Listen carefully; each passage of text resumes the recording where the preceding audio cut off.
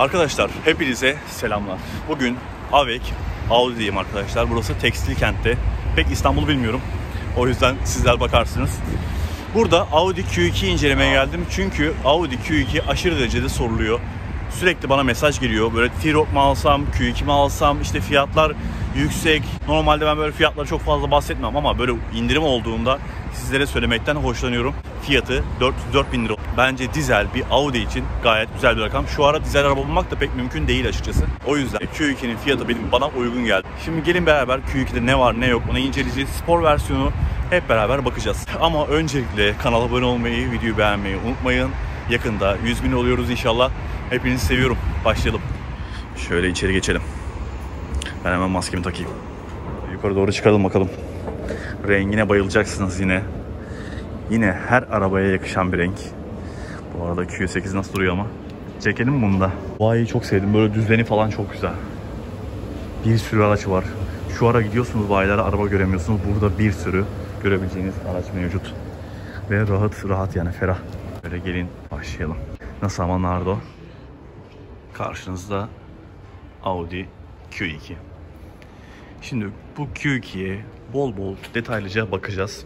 Her şeyini inceleyeceğiz. Çok fazla almak isteyen var diyorum ya. Sürekli mesajlar geliyor. Instagram'dan çok fazla soran var. Şimdi dizel artık seçenekler çok azaldı ya. İnsanlar bu tarz arabalara artık ilgiler yükseldi. Q2 de benim beğendiğim bir araba aslında bakarsanız. Şu an bunu böyle keyifle anlatıyorum. Heyecanla anlatıyorum. Özellikle ben Audi markasını çok seviyorum. Ben biraz marka sevdalısıyım öyle söyleyeyim sizlere. Markaları seviyorum. Hani böyle nasıl derler? Marka takıntılıyım. Belki de öyle açıklayabiliriz. Rengi çok güzel arkadaşlar. Nardo grisi bir rengi var. Bu rengi hangi arabaya yaparsanız yapın yakışıyor. Gidin Toros'u boyayın bu renkle. Toros'u daha iyi yakışır öyle söyleyeyim sizlere. Şöyle ön taraftan bakalım. Tabii yeni kasası da yakında gelecektir illa ki şimdi. Audi A3'ün geleceği gibi bunun da gelir. Bunlar A3'le neredeyse kafa kafaya denk diyebilirim. Fiyatlar birbirine yakın oluyor. Ama dediğim gibi bu araba 404 bin lira. Bak şu önümde gördüğünüz sport versiyon bir Audi Q2 almak isterseniz 404 bin lira. Sonraki aylarda değişebilir. Ayrıca tabii kredi de yardımcı oluyormuş. 0 faizli 100 bin liraya 12 ay bir kredi de veriliyormuş. Şöyle bakabilirsiniz donanımlarına. Ben zaten sizlere anlatacağım. Şimdi ön taraftan değinirsek. LED farlarımız var. Şöyle sinyallerimizi size göstereyim. Ön tarafta kayar sinyal yok. Arkada var.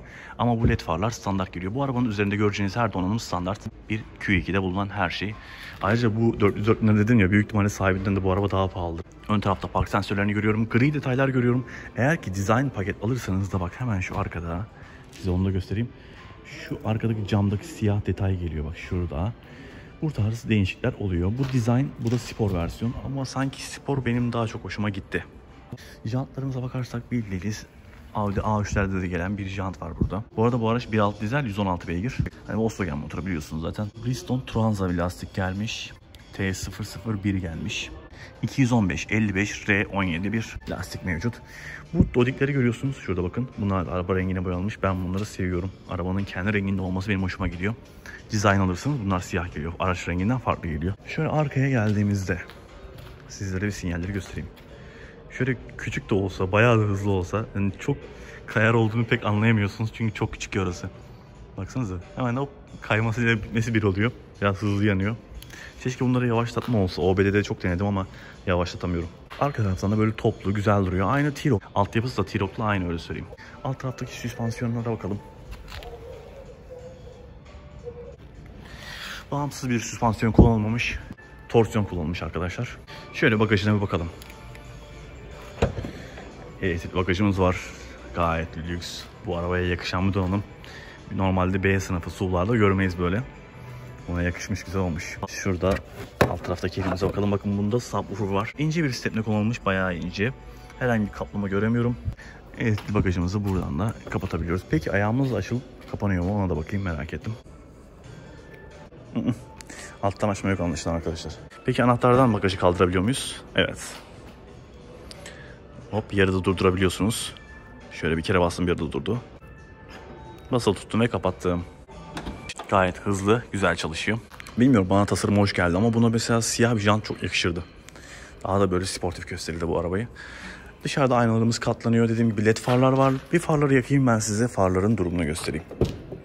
Şöyle sis far ne var ne yok her şeyi yakalım. Anahtarda şu olayı sevmiyorum. Sevmiyorum bunu. Şöyle A3'te de bu şekilde. Ama anahtar çalışmamız var.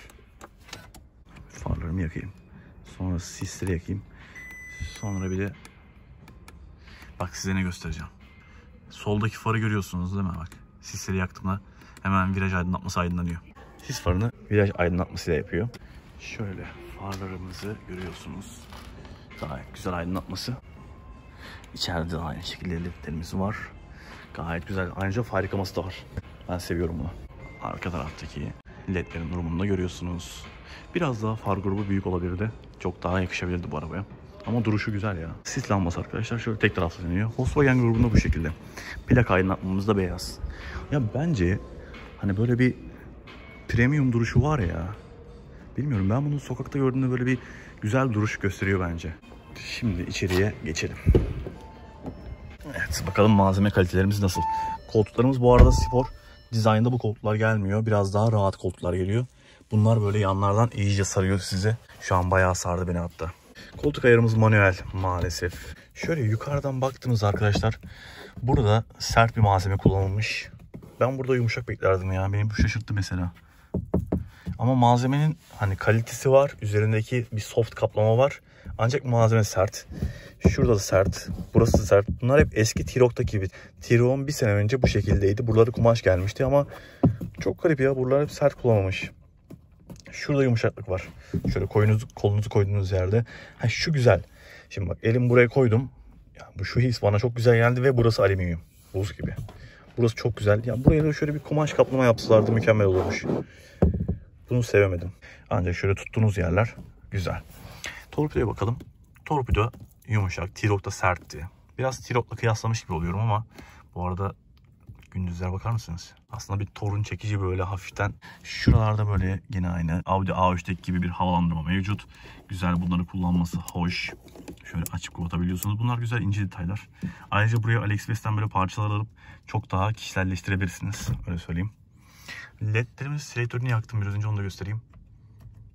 Gayet güçlü. Şimdi direksiyona baktığımızda direksiyon sportif. Ya A3'ten hatırladınız. Ortadaki ekranımız renkli. Ancak böyle çok fazla renkleri kullanmamışlar. Kadranlarda hayati gösterge yok. Bunlar hep opsiyonla alınan şeyler. Audi'de biraz opsiyon almanız gerekebiliyor. Aracın içinde ambiyans aydınlatması var mı diye bakıyorum. Şu anda öyle gözüme çarpan olmadı. Kapı ceplerinde herhangi bir kaplama yok. Mesela buradaki nasıl? Evet bak, burası da çok güzel. Buz gibi. Çok hoşuma gitti. Buralarda da aynı şekilde bak, alüminyumu çok kullanmışlar. Bunlar buz gibi bildiğiniz. İşte kalite hissini bunlar biraz arttırıyor. Şu orta konsol A3 ile çok benzer. El frenimiz tabii ki elektrikli. Buradan MMI sistemi, Audi MMI sistemini kontrol edebiliyorsunuz. Alıştığınızda bu çok kolay olacaktır. Şöyle ekranımıza gelelim.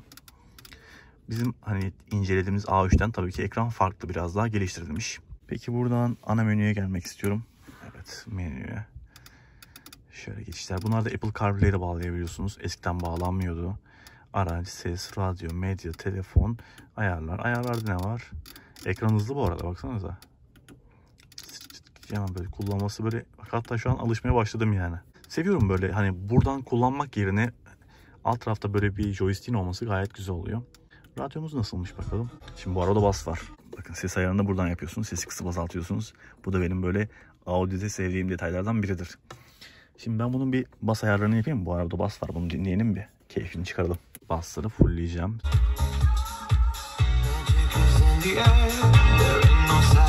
Ya şimdi ses açamıyorum ama arka taraftan o basın böyle ince ince tık tık tık vurmasını hissediyorum. Gayet güzel. Şunu görünce direkt aklıma ekranın içeri gireceği gelmişti. Ama maalesef sadece ekranı kapatıyor arkadaşlar. Ekranın içeri doğru kaçmasını çok isterdim. Şurada güzel ince bir Audi detayı, eğer ki Quattro olursa burada Quattro yazısı oluyor. O boşluğu bırakmışlar. Start stop butonumuzu zaten size göstermiştim. Biraz basma hissi farklı, bizimkiler gibi değil. İçerideki hissiyat şöyle söyleyeyim. Hani kaput yüksekte, kaputu görüyorsunuz sürerken. Benim gözümden bakıyorsunuz şu anda. Bu biraz daha size yüksekmiş gibi hissiyat veriyor. Hani T-Roc'un altyapısını kullandığını düşünürsek eğer ki, yani T-Roc'u kullanmış biri olarak söylüyorum. Sürerken sizlere böyle yüksekte hissini veriyor. Her yere çıkacakmış hissini veriyor açıkçası. T-Roc'da öyleydi. Yukarıda cam tavanımız var. Cam tavanı bir açalım mı? Aslında bizim araçlarla aynı cam tavan. Çok aşina olduğumuz bir cam tavan. Ancak şöyle bir göstereyim sizlere. Perdemiz elektrikli değil. Gayet güzel. Keşke baştan açmışım ya. İçerisinde güzel oldu. Baksanıza. Apaydınlık oldu. Burada böyle geniş, garip bir şekilde kocaman ağzı olan bir torpido var. Ama içerisi böyle çok aşırı geniş değil. Güzel. Problem yok. Kaplama yok içeride. Onu da söyleyelim. Koltuklar çok iyi sarıyor ama ya. Ya bu arabayı kullanmayı isterdim açıkçası. Şimdi Audi olunca dediğim gibi benim biraz marka takıntımdan dolayı isterdim böyle bir araba. Bu arada araçta hız sabitleme yok, hız sınırlama var. Bu bir eksik. Ortadaki ekranda aslında aşina olduğunuz bir ekran. Yani artık burada bir dijital ekran istiyor insan açıkçası. Hadi gelin bir arkaya geçelim. Size sunroof açıkken nasıl gözüktüğünü göstereyim. Böyle biraz daha toplu oluyor. Sunroof böyle yukarı doğru açıldığında çok daha yakışıyor. İçeri doğru giren sunroofları çok beğenmiyorum. Öndeki koltuk bana göre ayarlıydı aslında. Hiç rahatsızlık çekmedim. Gelin şimdi bir de arkaya bakalım. Zaten görüyorsunuz direğin arkasındayım. Yine. Kapı ne güzel kapandı öyle. Bir daha dinleyin. Harbiden han kapısı kapatır gibi oldu. Arka koltuklarımız dik arkadaşlar. Bir ayarı var mı diye bakıyorum. Herhangi bir ayarı yok. Diz mesafesi tam benim için sınırda. Ama ben dediğim gibi arkada çok kullanıyorum. Biraz daha öne gidebilirdim. Arkadaki şu malzeme kalitesi, alüminyumlar burada devam ediyor. Aynı yumuşak malzeme burada devam ediyor. Zaten ön taraf sert, arka tarafın yumuşak olması beklenemez. Şöyle arkada havalandırma göremiyorum. Bu bir eksik. Ortada kolçak yok arkadaşlar. Ama arkadaki baş mesafesi falan güzel. Sunroof'ta tabii ki içeriği biraz daha ferahlatıyor. Bir tık daha koltuk önde olursa, ayaklarım da alta giriyor zaten. Şu an geniş oturuyorum. Geniş oturunca böyle biraz değiyor. Dik oturursam daha da diz mesafesi artar ama böyle dik ben seyahat etmem. Benim için, kendim için bu şekilde geçerli. T-Roc sanki biraz daha genişti gibi hissediyorum. Tam hatırlayamıyorum şu anda ama sanki biraz daha genişti gibi. Burada küçük cepler var. Ya araba şimdi bayide olduğu için çok fazla çalıştıramıyorum ama en azından bir 1.6 dizelinde bir çalıştıralım. Şöyle frene bastım ve marşa bastım. Evet, bu şekilde çalıştı arkadaşlar. Uzun zamandır çalışmıyor ve yakıt çok az. O yüzden hemen kapatmam lazım. Şimdi içeriye gazaba olmayalım, dizele. Gelin bir de kaputu içine bakalım. Şöyle kaputu da buradan açıyoruz. Bir açalım bakalım. Bakalım amortisör var mı? Evet. Beklediğim gibi. Düzen aynı şekilde 1.6 dizel düzeni. Her araçta olduğu gibi. Herhangi bir değişiklik var mı diye bakacağım. Ekstra bir şey var mı diye bakacağım. Mesela şurada hemen Volkswagen amblemini görüyorsunuz. Biliyorsunuz işte hani bunlar hep ortak üretimler.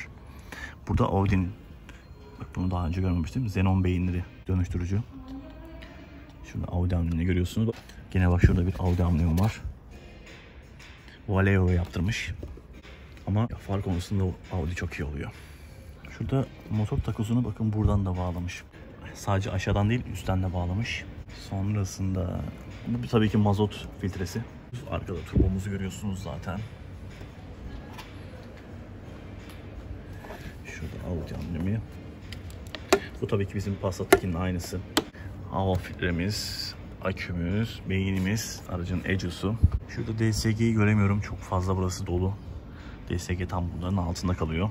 Güzel ya böyle bu dizeller ölümsüz dizeller arkadaşlar ya çok sağlam. Ben daha bozulanı duymadım doğru düzgün. Uzun ömürler kullanabilirsiniz. Sabahları işte soğukken biraz ses yapar, sonrasında ses azalıyor. Ses yüke düştüğünde artıyor. Böyle. Arkadaşlar Audi'nin içinde videoyu bitiriyoruz. Ya Q2 şöyle söyleyeyim. Mesela 2 kişisinizdir, yeni evlenmişsinizdir. Ne bileyim böyle daha böyle genç tarzı arabalar arıyorsunuzdur. Hareketli arabalar arıyorsunuzdur. Çok fazla büyük aileniz yoktur. Bagajı gene iyi. Bagajla ilgili sorun yaşamazsınız ama arkada diz mesafesi sanki A3'te biraz daha iyiydi. A3 de dardı ama. Öyle söyleyeyim. Bence o tarz için yeterli bir araba. Tarzı olan bir araba, şekli olan bir araba. Sonuçta Audi. Olay oraya varıyor. Eksikleri var tabii ki. Malzeme kalitesinde biraz daha iyi olabilirdi. Ancak tabii fiyattan düşünmek lazım. 400 bin liraya bir Audi alıyorsunuz. Şu anda fiyatlar çok yüksek. Normalde tabii ki çok daha uygun bir fiyatlar. Umarım videoyu beğenmişsinizdir. Kanala abone olmayı, videoyu beğenmeyi unutmayın. Hepinizi seviyorum. Görüşürüz. A3'te bunun üzerinde böyle bir alüminyum kaplama oluyordu. Klima ayarlarımız burada.